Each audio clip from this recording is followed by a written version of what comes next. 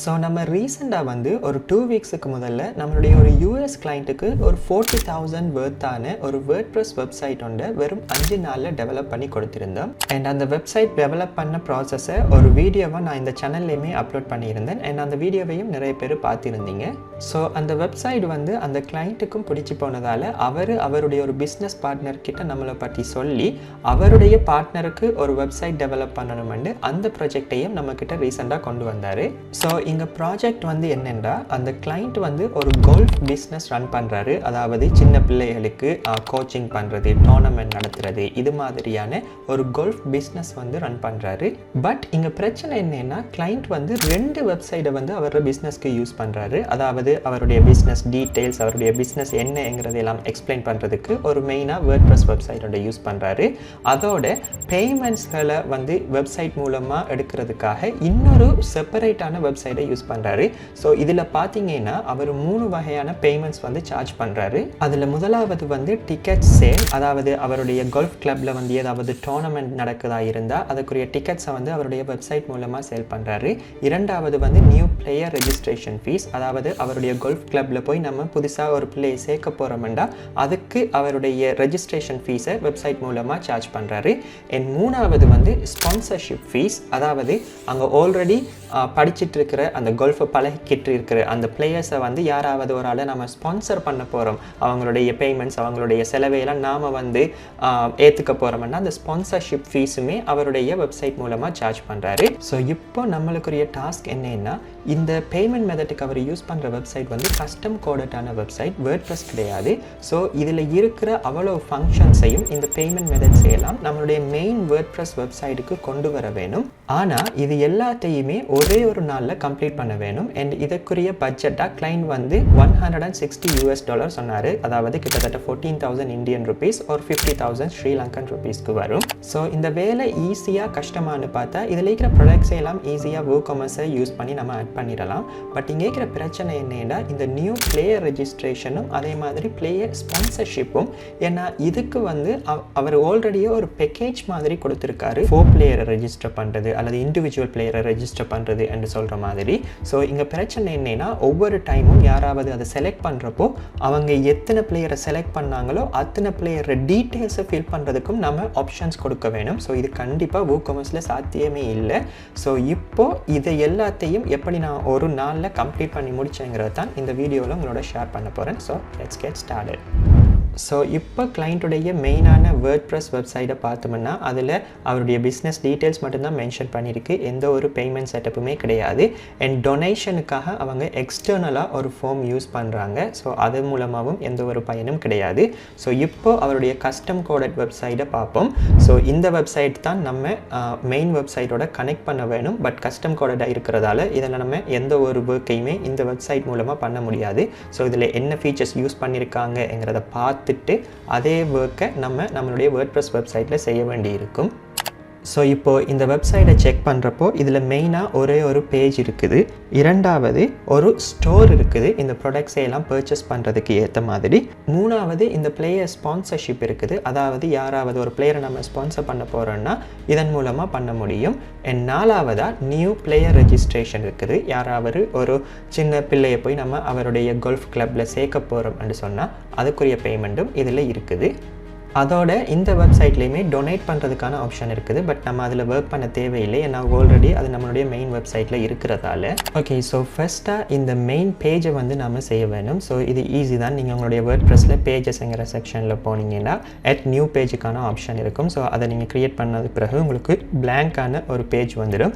So அந்த பேஜில் நீங்கள் ஒவ்வொரு ப்ளாகையும் போட்டுட்டு அவருடைய ஓல்டு வெப்சைட்டில் எப்படி இருக்கோ ஸோ அதுக்கேற்ற மாதிரி இந்த பேஜை நீங்கள் ஈஸியாக டெவலப் பண்ணி முடிச்சிடலாம். ஸோ இதை வந்து நான் ஒரு 30 மினிட்ஸ்லேயே செஞ்சு முடிச்சிட்டேன். ரெண்டாவது அவருடைய ஸ்டோரில் இருக்கிற ப்ராடக்ட்ஸை வந்து இப்போ ஆட் பண்ண வேணும். ஸோ இதுவுமே ஈஸி தான்.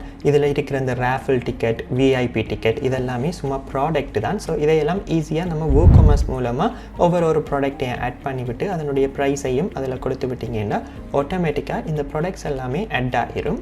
அண்ட் WooCommerceலேயே உங்களுக்கு பேமெண்ட்டுக்கும் நீங்கள் செட்டப் பண்ணலாம். ஸோ கிளைண்ட்டுக்கு ஸ்ட்ரைப் அக்கௌண்ட்டும் பேபால் அக்கௌண்ட்டும் இருந்தது. ஸோ நான் அது இரண்டையுமே இதில் கனெக்ட் பண்ணிவிட்டேன். ஸோ இப்போ யாராவது டிக்கெட் வாங்குறதா இருந்தால் ஈஸியாக அந்த வெப்சைட்டில் போய் வாங்க முடியும்.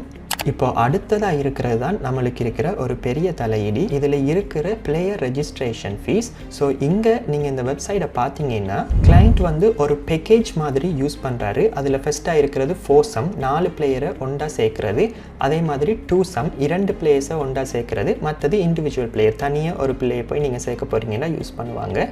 பட் இங்கே பிரச்சனை இது கிடையாது.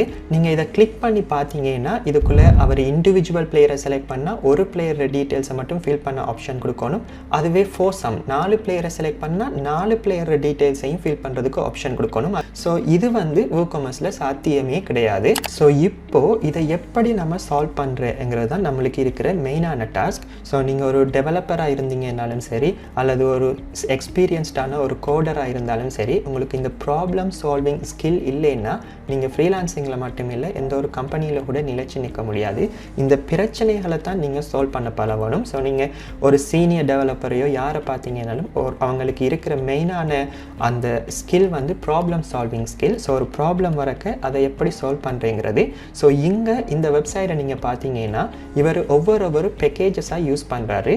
ஸோ இதுக்கு ஒரு பெஸ்ட்டான வழி என்னன்னு யோசித்து பார்த்தா, இந்த ஒவ்வொரு பேக்கேஜுக்கும் நம்ம ஒரு தனித்தனி ஃபார்மை வந்து கிரியேட் பண்ணி எடுத்தோம்னா ஈஸியாக நம்ம வந்து இந்த பிரச்சனையை சால்வ் பண்ணிடலாம். அதே நேரம் ஒவ்வொரு ஃபார்ம்லேயுமே நம்ம ஒரு பே பண்ணுறதுக்கான ஒரு ஆப்ஷனையும் கொடுத்துட்டோம்னா இப்போது இந்த ப்ராப்ளம் சால்வ் ஆகிடும். ஸோ நான் இன்னும் புரிகிற மாதிரி சொன்னால், இங்கே இருக்கிற ஒவ்வொரு பேக்கேஜுக்குமே நம்ம ஒரு தனித்தனி ஃபார்மை வந்து க்ரியேட் பண்ணி வைக்க போகிறோம். உதாரணத்துக்கு இதில் இப்போ ஒரு 4 சம்ங்கிற பேக்கேஜை செலக்ட் பண்ணாருன்னா நம்ம ஆல்ரெடியே 4 பிளேயரை பதிகிறதுக்கான ஒரு ஃபார்மை செட் பண்ணி வச்சுருப்போம்.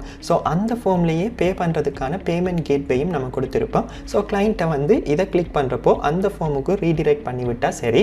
ஸோ இந்த எல்லா ஃபார்ம்ஸ்லையுமே பேமெண்ட் கேட்வே இருக்கும், பே பண்ணுறதுக்கான ஆப்ஷன் இருக்கும். ஸோ கிளைண்ட் ஈஸியாக பே பண்ணிட்டு போயிடலாம். ஸோ இங்கே அப்படி பார்த்தா நம்ம 3 ஃபார்ம் செய்ய வேண்டி இருக்குது. ஒன்று வந்து 4 சம், இன்னொன்று வந்து 2 சம்முக்குரியது, அடுத்தது இண்டிவிஜுவல் பிளேயருக்குரியது. ஸோ இப்படி பேமெண்ட் கேட்வேயோட ஃபார்ம்ஸை க்ரியேட் பண்ணுறதுக்கு நிறைய பிளகின்ஸ் இருக்குது. ஸோ நான் இங்கே வந்து ஃப்ளூவன்ட் ஃபார்ம்ஸுங்கிற ஒரு பிளகினை யூஸ் பண்ணினேன். ஸோ அதன் மூலமாக இந்த 3 பேக்கேஜுக்கும் தனித்தனி ஃபார்ம்ஸை க்ரியேட் பண்ணி வச்சுட்டேன். அப்படியோ ஸ்பான்சர்ஷிப்பை பார்த்தீங்கன்னா அதே கான்செப்ட் தான் ஸ்பான்சர்ஸ்க்கும். ஸோ இங்கே 8 பிளேயரை ஸ்பான்சர் பண்ணுறதாகட்டும், 4 பிளேயரை ஸ்பான்சர் பண்ணுறதாகட்டும், இல்லை 2 பிளேயரை ஸ்பான்சர் பண்ணுறதாகட்டும், இது எல்லாமே இந்த ஃபார்ம்ஸ் மூலமாக தான் நம்ம பண்ண முடியும். ஸோ அதுக்குமே நான் ஒவ்வொரு ஃபார்ம்ஸை க்ரியேட் பண்ணி வச்சுட்டேன். ஸோ இப்போ பார்த்தீங்கன்னா டோட்டலாக 9 ஃபார்ம்ஸ் க்ரியேட் பண்ணியிருக்கு. இதில் 6 ஃபார்ம்ஸ் வந்து ஸ்பான்சர்ஷிப்புக்குரியது, 3 ஃபார்ம்ஸ் வந்து நியூ பிளேயரை ரெஜிஸ்டர் பண்ணுறதுக்குரியது. ஸோ இப்போ அதில் நீங்கள் ஒரு ஃபார்மை ஓப்பன் பண்ணி பார்த்தீங்கன்னாலும் அழகாக ஒவ்வொரு பிளேயர்ஸுடைய டீட்டெயில்ஸையும் நம்ம அதில் கொடுக்கலாம், அதோட பேமெண்ட் பண்ணலாம். அண்ட் கிளைண்ட்டுமே ஈஸியாக பேக்கெண்டில் ஃப்ளூவன்ட் ஃபார்ம்ஸுடைய டேஷ்போர்ட் மூலமாக எத்தனை சப்மிஷன்ஸ் நடந்திருக்கு, யார் யார் பே பண்ணியிருக்காங்க, எத்தனை பேமெண்ட் பெண்டிங்கில் இருக்குங்கிற எல்லா டீட்டெயில்ஸுமே பார்த்துக்க முடியும். ஸோ இதோட நம்மளுடைய மெயினான டாஸ்க்கெல்லாம் முடிஞ்சது. ஸோ இப்போது அந்த கிளைண்ட்டுக்கு நம்ம பேக்கேஜஸ் எல்லாம் காட்டுறதுக்காக 2 பேஜஸ் செய்ய வேண்டியிருக்கு. ஒன்று ஸ்பான்சர்ஷிப்புக்கான பேஜ், அடுத்தது நியூ பிளேயரை ரெஜிஸ்டர் பண்ணுறதுக்கான பேஜ். ஸோ அந்த பேஜில் ஒவ்வொரு பேக்கேஜையும் நம்ம காட்டினா சரி. ஸோ அதில் கிளைண்ட் வந்து பிடிச்ச ஒரு பேக்கேஜை சூஸ் பண்ணுவார். அவர் எதை சூஸ் பண்ணுறாரோ அதுக்கு ரிலேட்டடான ஃபார்முக்கும் நாம் ரீடிரெக்ட் பண்ணிவிட்டால் நம்மளுடைய ஒர்க் முடிஞ்சுது. ஸோ இந்த பேஜஸை எல்லாம் பார்த்தீங்கன்னா எக்ஸாக்டாக அவருடைய ஓல்டு வெப்சைட்டில் இருக்கிற அதே பேஜஸ் மாதிரி அதே டிசைனே யூஸ் பண்ணியிருப்பேன். ஸோ இதெல்லாம் நான் வந்து எழுத இல்லை, இதெல்லாம் ChatGPTயில் கேட்டு அது தந்த கோடை போட்டது தான். ஸோ இங்கே வந்து நாம் எந்த அளவு கோட் பண்ணுறேங்கிற முக்கியம் இல்லை. நான் ஏற்கனவே சொன்ன மாதிரி நமக்கு இந்த ப்ராப்ளம் சால்விங் ஸ்கில்ஸ் தான் இருக்கணும், அந்த வெப்சைட்டுடைய ஃபங்க்ஷன்ஸ் தான் முக்கியம். ஸோ ஃபைனலாக இப்போ நம்மளுடைய WordPress வெப்சைட்டை பார்த்தா அவருடைய மெயின் பேஜ் வந்து நம்மளுடைய வெப்சைட்டில் இருக்குது. அதே மாதிரி ஏதாவது ப்ராடக்ட்ஸ் வந்து பர்ச்சேஸ் பண்ணணும்னா அதுவுமே நம்மளுடைய வெப்சைட்டில் ஈஸியாக பர்ச்சேஸ் பண்ண முடியும்.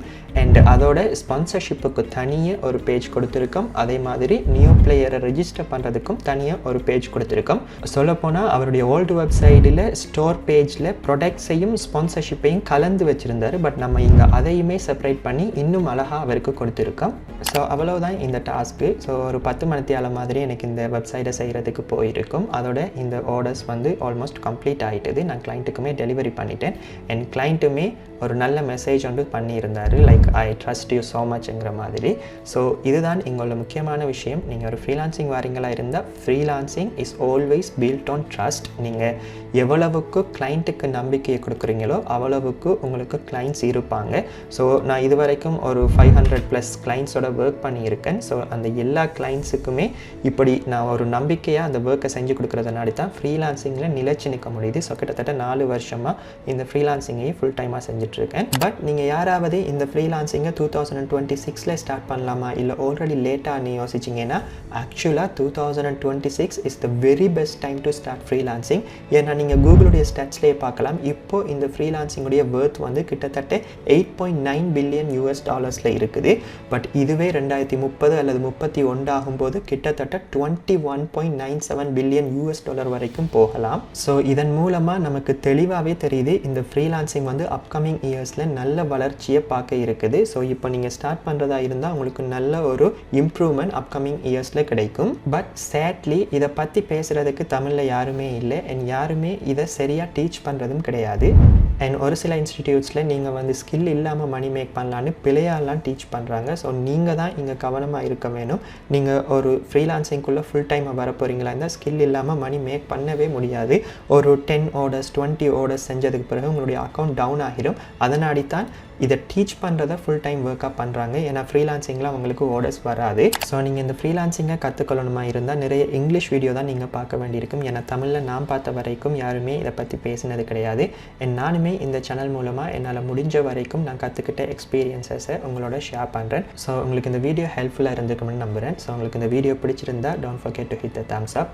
அண்ட் நீங்கள் ஒரு ஃப்ரீலான்சர் ஆகணும் அல்லது இந்த ஃப்ரீலான்சிங் பற்றி கற்றுக்கொள்ளணும்னு நினச்சிங்கன்னா feel free to subscribe this channel. And yeah, thank you so much for watching this video and I'll see you guys in the next one.